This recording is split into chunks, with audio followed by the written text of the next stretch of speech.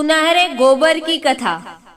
एक बार की बात है, किसी शहर में एक बड़े से पेड़ पर एक पक्षी रहता था जिसका नाम था सिंधु। सबसे चौंकाने वाली बात यह थी कि उस पक्षी का मल सोने में बदल जाता था। यह बात किसी को भी पता नहीं थी। एक बार उस पेड़ के नीचे से एक शिकारी गुजर रहा था। शिकारी उस पेड़ के नीचे आराम करने के लिए ठहरा। वो आराम कर ही रहा था कि इतने में सिंधुक पक्षी ने उसके सामने मल त्याग कर दिया। जैसे ही पक्षी का मल जमीन पर पड़ा, वो सोने में बदल गया। यह देखते ही शिकारी बहुत खुश हुआ और उसने उस पक्षी को पकड़ने के लिए जाल बिछाया। सिंधुक जाल में फंस गया और शिकारी उसे अपने घर ले आया। पिंजरे में बंद सिंधुक को देख शिकारी को चिंता सताने लगी कि अगर राजा को इस बारे में पता चला तो वो न सिर्फ सिंधुक को दरबार में पेश करने को कहेंगे, बल्कि मुझे भी सजा देंगे। यह सोचकर डर के मारे शिकारी ने खुद ही सिंधुक को राज दरबार में पेश कर राजा को सारी बात बताई।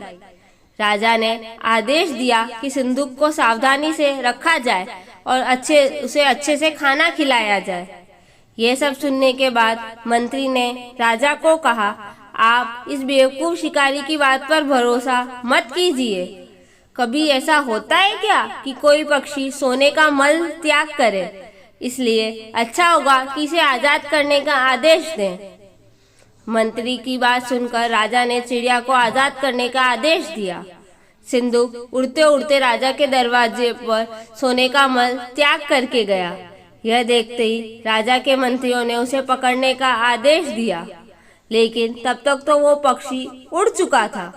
उड़ते उड़ते सिंधुक कह गया, मैं बेवकूफ था जो शिकारी के सामने मल त्याग किया। शिकारी बेवकूफ था जो मुझे राजा के पास ले गया। राजा बेवकूफ था जो मंत्री की बात में आ गया। सभी बेवकूफ एक जगह ही है। इस कहानी से हमें ये सीख मिलती है कि कभी भी दूसरों की बातों में नहीं आना चाहिए और अपने दिमाग से काम लेना चाहिए। Thank you. अगर आपको मेरी कहानी पसंद आई हो तो उसे लाइक और शेयर करें और कहानी के बारे में अपनी राय कमेंट करके ज़रूर बताएं।